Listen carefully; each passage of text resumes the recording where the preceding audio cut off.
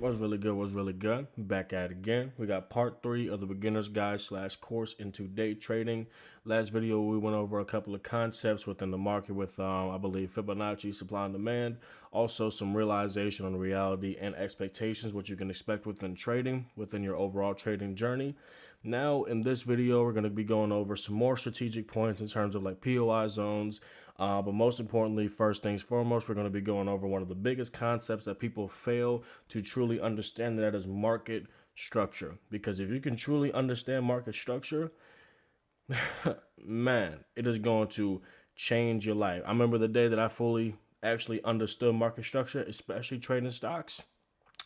Days after days, overnight positions, 600% gainers, 2,500% gainer. That's 2,500. That's like turning $100 into almost $3,000 within seconds of market open. You feel me? Just from understanding market structure. So that's the main thing that we're going to be going over this video is market structure, what time frames you should use when it comes to market structure, and when it comes to short-term and long-term positions. Long-term as in you're trying to hold something, maybe an investment or a contract long-term, or something short-term, which means like overnight or throughout a week, essentially, which I'll explain more in depth of that the moment that we get to the charts. All right. And then on top of that, we'll go into market open and close / gaps. We'll go into fair value gaps. Sure. So let's get straight to it. Structure is the overall basis of the market. Without structure, the market won't be able to form bullish trends like this. Bullish trends, buy side trends, uptrends. Essentially, there are more buyers and sellers within this overall direction. All right. And then vice versa with the sell side bearish trends where price is pushing down because we have more sellers than buyers within this in the momentness, essentially. All right. And the structure, guess what? It's created by the low points and the high points. That's why you see lows and you see highs, because without lows and highs, depending on the overall direction, price will not be able to form structure to the buy side, nor will it be able to form structure to the sell side. Therefore, structure is one of the most important things within trading, because without structure, you have nothing within the market. All right. Now, within market structure, price should respect certain highs and certain lows depending on its overall direction. And when it disrespects those structures, guess what you can expect? A reversal or a change of character or a market structure shift, whatever you want to call it. There's so many different names and terminology. It's all the same bull crap. All right. So like right here, we were moving. Actually, matter of fact, we'll start up here. We were moving bullish, forming higher highs and higher lows, because in a bullish trend, a bullish structure, we should only form higher highs and higher lows. Because guess what? When you form higher highs and higher lows, you form an uptrend. You are pushing upwards, meaning vice versa. For the sell side, you have to form lower highs and lower lows to move to the sell side. Otherwise, you can't move to the sell side or the buy side unless you're just pushing vertically. And the market can't push vertically without a pullback. It has to pull back. It may not be as soon as you think it might be, but it has to pull back. The market cannot just push straight up. All right. Now, within that, looking at this example, market, guess what? Forming higher highs and higher lows. Price respected a higher low and continued pushing up, forming more higher highs, respecting these lows by forming this higher low, as price should, to continue forming a bullish trend. Because in a bullish trend, you should respect the lows and break the highs, because you have to break the highs to keep pushing further up, and you have to respect the lows to avoid pushing further down. Because if price forms higher highs and higher lows and then breaks the lows like it did over here, guess what? We're no longer pushing upwards. We're starting to head downwards. All right. And that goes vice versa with the sell side. All right. Sell side structure, we should be forming lower highs and lower lows, lower highs, lower lows. If I can find a better example, essentially right here, how we formed lower highs over here. If price breaks here, we can expect a lower low, obviously shifting to the sell side. I'm trying to find a better example. So like here, we got a lower high here, a lower low here, a lower high here, a lower low there, lower high, lower low, et cetera, et cetera. Ultimately to keep pushing downwards. But guess what price did when it broke the high point? It started pushing upwards, because vice versa, the buy side structure, we should respect the lows and break the highs. We should respect the highs and break the lows with bear structure, because if we break the high points, we're no longer moving downwards, we're moving upwards, meaning we have to respect the high points like we did here. And if we break the low points, that means we're able to continue back down to the sell side. Okay. Meaning When we are in a bullish structure, price needs to respect the lows and break the highs to continue its bullish structure, forming higher highs and higher lows. And vice versa with the sell side. Bearish structure, we need to break the lows and respect the highs by not breaking the highs so we can continue in the bearish sell side structure, because the moment in a buy side structure we break those higher lows, or in a sell side structure we break the lower highs, guess what? We're no longer pushing upwards or downwards. We're either going to be consolidating or reversing in the overall direction. Okay. And that is a brief, essentially, description of market structure. Market structure is based on highs and lows. What determines an overall trend, bullish and bearish, depends on if we're forming higher highs and higher lows consecutively, consistently, or if we're forming lower highs and lower lows in an overall trend, determines what the actual trend is within the overall structure of the market. And when price respects certain areas and disrespects certain areas, that lets you know that price is either going to continue in that direction or reverse. Another example before we shift to the next bit of this topic, right here: higher highs, higher lows, higher highs, higher lows, higher highs and higher lows. You see how we respect the lows each and every single time, but we break the highs to keep pushing forward? That's exactly what price needs to do every single time. Otherwise, you end up like this: bullish structure, lower highs, meaning if we start breaking these lows, we can expect price to go downwards, meaning we need price to either come up and break this high all the way up here. Otherwise, we're either going to be consolidating for Lord knows how long, or we're going to be reversing the moment we break this low point. Ultimately, time will tell. All right. Now, what time frames do you use to look at this? The 1 hour and the 2 hour, or the daily and the 4 hour, depending on what type of positions you're looking for. This goes into what I was mentioning a second ago, which is long-term positions and short-term positions. Now, what I mean by short-term positions, I mean a position that you plan on holding within a day, overnight, a couple of days, max within a week. Okay. And then if your long-term position, meaning something you might want to hold for a month, a couple of months, years, whatever, that's when you want to look at the 4 hour in the daily time frame. And the reason why I say that, and it wasn't until I acknowledged that, is because if you look on the daily time frame with Apple, we are pushing bullish as crap. Some people see that, they immediately go buy, buy, buy, buy, buy. And they're only looking to hold positions within a day, overnight, or within a week. And what they don't realize is within a relative time, so within a week, price is going to be reacting to the highs and the lows on the 1 hour time frame, because it's not so condensed to where you can't see those highs and lows. And this is going to be the reason why price is either going to be consolidating or having bearish candles on the daily time frame. Meaning, if you're only looking to have short-term positions, something within a day, max within a week, essentially, you want to look at the 1 hour time frame, because these highs and these lows are going to determine what price is going to be doing within the day, the next day, and within the week. Okay. On top of that, the reason I say that is because if you use the minute time frames, like the 5 minute, guess what? We're too stretched out. You don't see anything. And if you use a daily time frame, all you see is bullish, bullish, bullish. And you might try to buy into it on the daily time frame, looking to hold a position just for an hour. Okay. But if you look at the 1 hour, we are clearly looking to most likely possibly seek the sell side by forming these lower highs. Okay. You wouldn't be able to tell that by looking at the daily time frame. Because let's say price does break this higher low. Guess what? It's going to look like basically nothing on the daily time frame. You're still going to buy into it, not realizing that within a week, price is going to be shifting to the sell side before it either continues or possibly reverses. Okay. So again, when it comes to looking at market structure in the moment for short-term positions, not long-term, short-term, use the 1 hour, max the 2 hour time frame. The reason why, again, is because the daily time frame is too condensed. You can't see the in the moment highs and lows that price is actually seeking out. And the 5 minute and lower, anything in the minute time frame, those are too low and too stretched out. All right, minute time frames are too stretched out. You can't see anything, and the 4 hour and above are way too condensed that you can't see anything in the moment. That's why you use the 1 hour and the 2 hour when you're looking for short-term positions, something you plan on holding within a day, overnight, or within a week, because these are the highs and the lows that price is going to be seeking to continue to respect or break. Okay. And yeah, okay. So that's market structure. Market structure is based on these highs and lows which ultimately will determine if we're in a bullish structure or bearish structure, moving to the buy side or the sell side, meaning you should only be looking for buy positions or sell positions, but ultimately that determines on how price wants to move that day. Okay. You now know what time frames you should use depending on what type of positions you're looking for. So if you're looking for short-term positions, something in terms of something you want to hold within a day, within overnight, or max within a week, 1 hour, 2 hour time frame, because it's not too stretched out to where you can't see anything, and it's not too condensed to where, again, you can't see anything related to the highs and the lows that price is actually trying to break, respect, et cetera, within a relative time frame. Okay.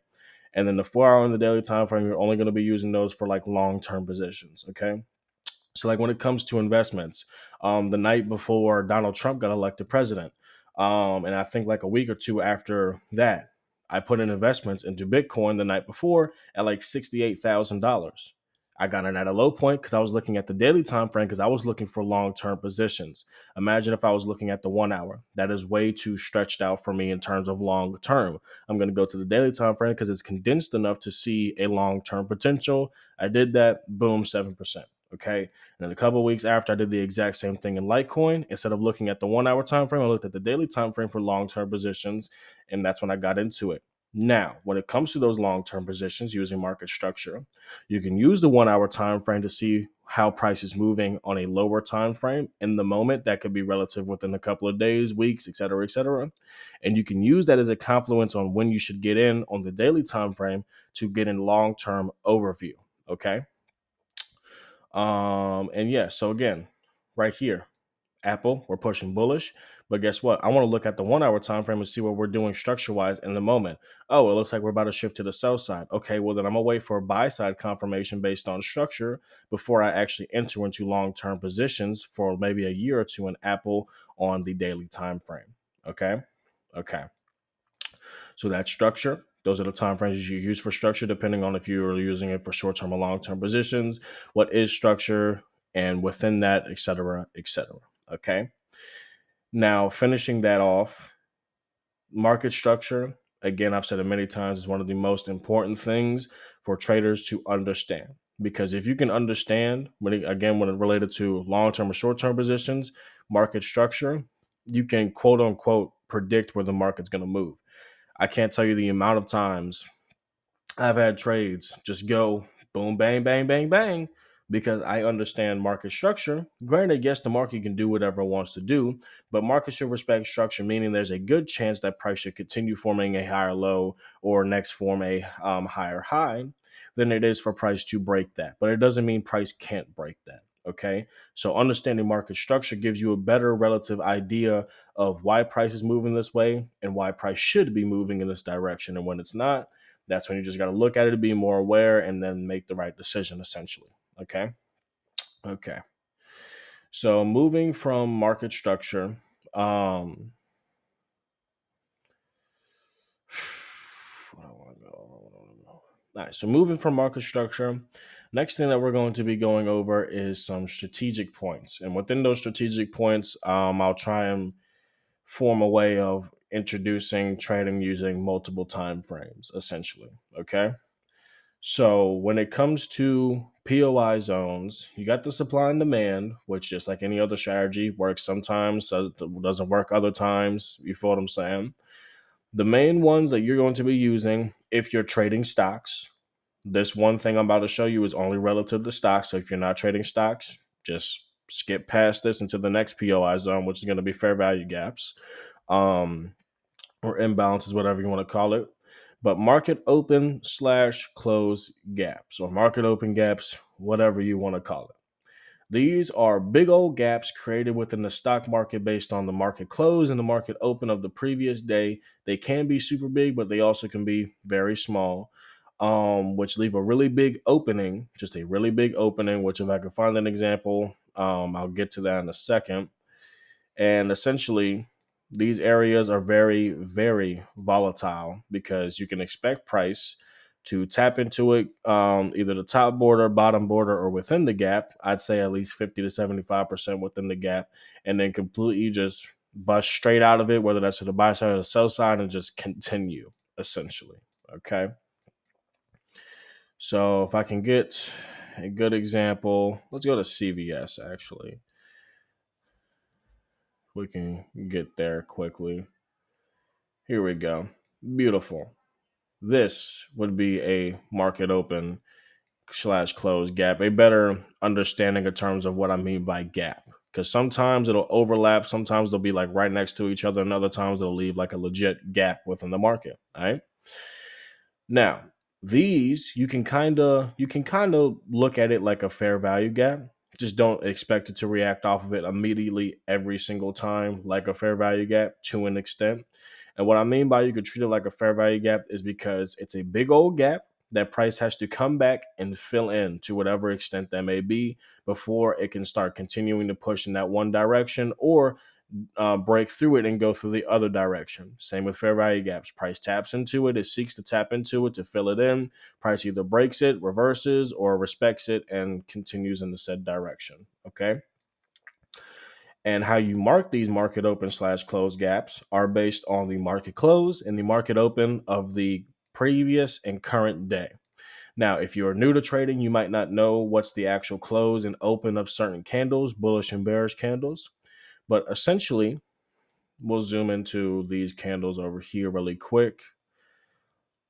Bullish candles, they open at the bottom and they close above because guess what? Price can't push up with a bullish candle if it's opening at the bottom. I'm sorry, if it's opening at the top.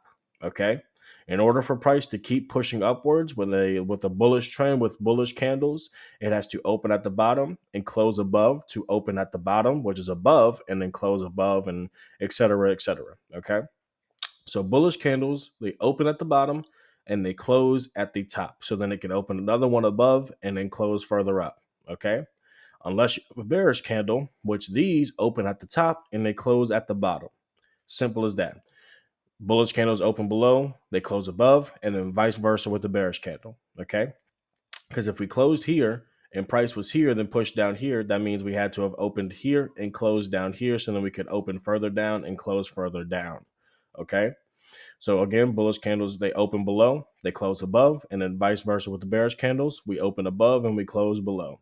Meaning the market close slash open over here with a bearish example is going to be based on the close of the previous day, Monday or Tuesday, which is the bottom of the candle, not the wick, the body of the candle, because that's where price is actually closing at. And then you want to mark it at the top of the next candle of the previous day. Market close slash open gap. And eventually, probably not anytime soon, price will eventually fill this in. Lord knows when, because right now CVS is seeking lows from like 2013 after finally breaking lows from 2019, which I called out like 3 months ago. Freaking obscene. Um, yeah. Okay, so that's your market open. Actually, hold on. Let me go back really quick. I didn't give you enough examples with that. All right. Now, with the market open and close slash gaps, how to trade off of it is again, just like a fair value gap. All you do is you wait for price to come back and retest it to whatever extent. Okay.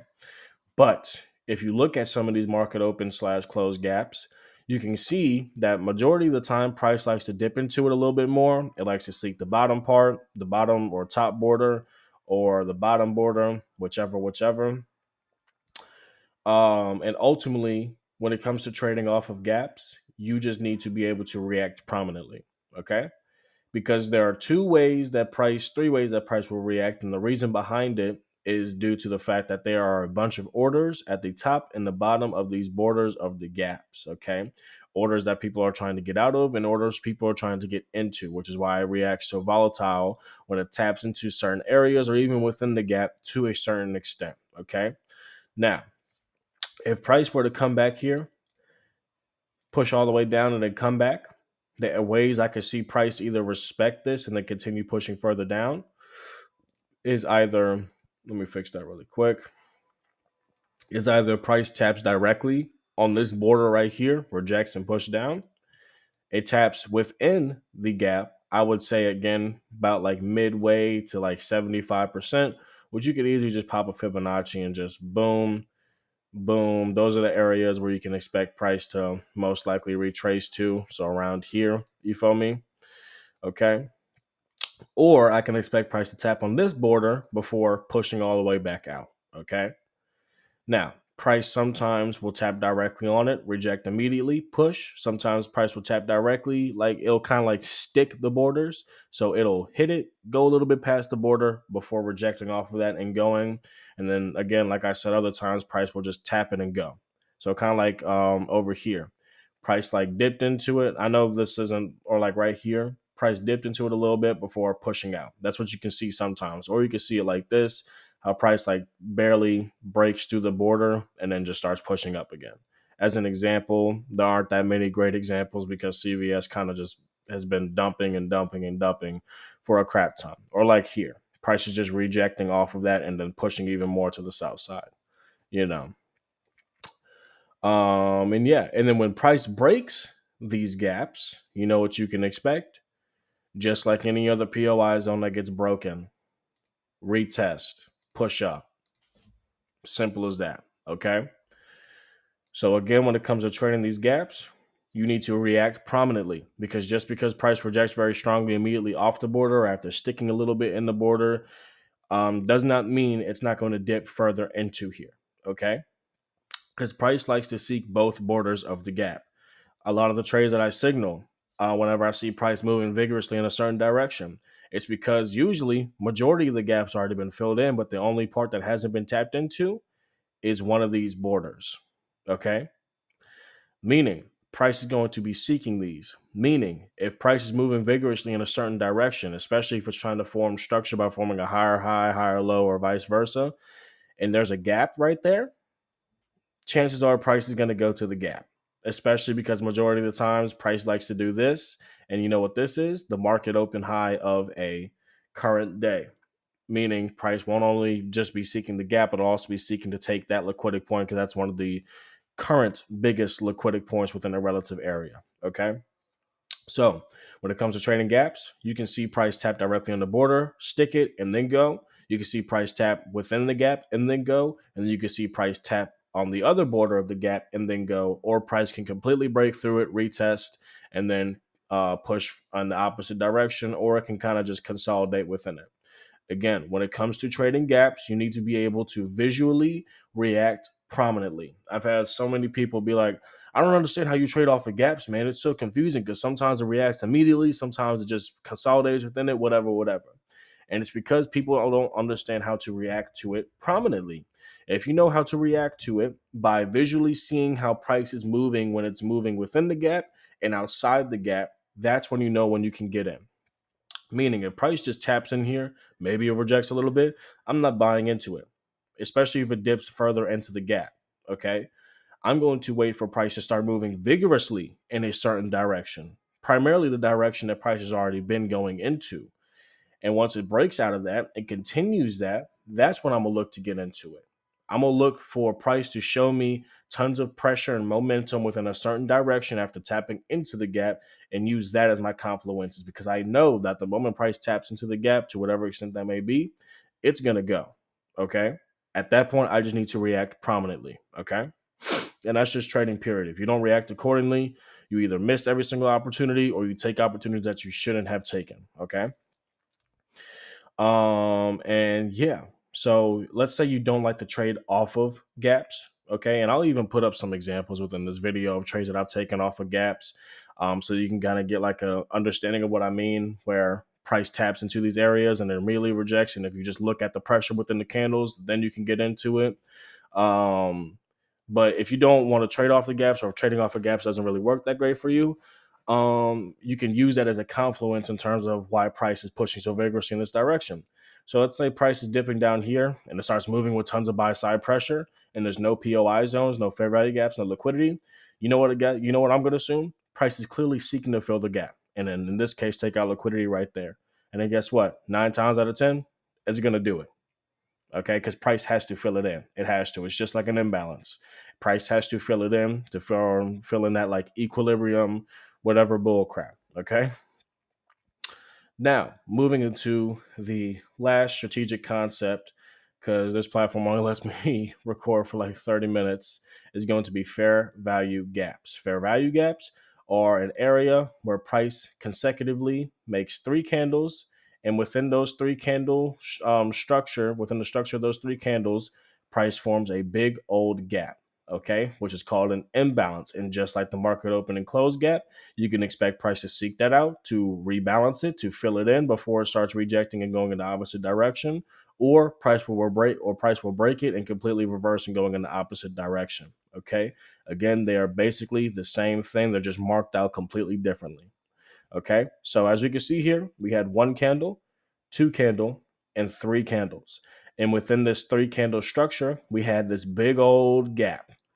Candles should do like this. You see how there's always a wick and a wick filling in this three consecutive candle structure compared to here. You see how there's a wick and a wick filling in that structure compared to here.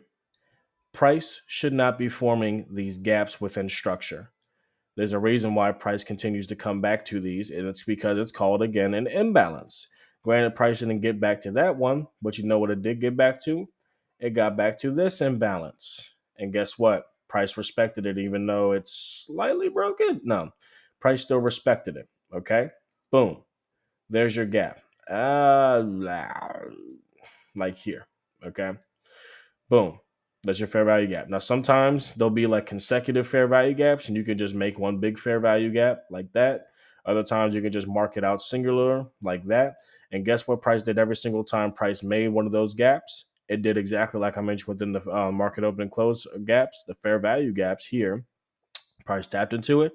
It rejected, started showing tons about sell side pressure in this case. Boom. Take it to the sell side. Did it again. Boom. Take it to the sell side. Okay. And yeah, that's really fair value gaps. Again, what you want to look for is three consecutive candles after market open, because this isn't a fair value gap or whatever. Okay. This is based on after market open. So the market open candle and after, that's when you can, mark those fair value gaps out. Okay. But essentially what you want to look for, unless you're not trading stocks, then in that case, regardless, what you're looking for is a three consecutive candle structure where price forms a gap just like this. There are no wicks covering up the body. It's just a big old opening. Okay. Boom. Mark out a zone. How you do that is you base it on the bottom wick and the top wick within those three consecutive candles. Meaning the first candle, you mark it on the bottom wick or the bottom base of the body, whether there's a wick or not. And then boom, you have the second candle, and then you mark it on the third candle's top body, top border, top wick, whatever. And that gives you your fair value gap. Just like I did here. 1, 2, 3. We'll do it off of this one. We had 1, 2, 3, had a gap within the opening. I marked it on the bottom wick because we had a wick on this candle of the first candle. We had the gappage within the second candle because this is where the gap was eventually formed, and then completed with the fair value gap was marked at the top border of this third candle, making this a fair value gap. Guess what? Price tapped directly into it, rejected. By the looks of it, it still closed kind of bullish, but boom. And then guess what? Consecutively pushed all the way down. Okay. Yeah. All right. And yeah. Now, what I will say with fair value gaps is I'm not a big fan of trading off of fair value gaps, like retest, reject, and get into it. No. I like fair value gaps in terms of just like market open close gaps, just like liquidity. I like to trade towards it because I know price is seeking it out when it's moving so vigorously, especially when it's moving so vigorously to respect structure or continue structure or clearly disrespect structure. All right. So that means if you got a fair value gap, price tests it and rejects it, there's a decent chance that price won't do like this did. There's a good chance price will consolidate, go within it, or break through it, whatever. Me personally, when it comes to trading fair value gaps, I trade inversed fair value gaps, which is kind of like, if I can find an example, a good example. Shoot. So like here, how we had three candles, we had our gap right there. And then just like I mentioned with the market open gap, just like I mentioned a minute ago with the fair value gaps, price disrespected it by breaking. Price then retested it after breaking through it and then pushed even further down. Once you see the sell side pressure, boom, You get into a position, you take it down to the furthest extent. Guess what? We had more fair value gaps over here. That's your TP area. And boom, you got a 127 RR. We can move that stop loss up a little bit. 1 to 3 RR, just like that. Boom. Schmickles, Schmunyan, Shmoney. Join the Market Shmoney Discord. It's free. You feel me?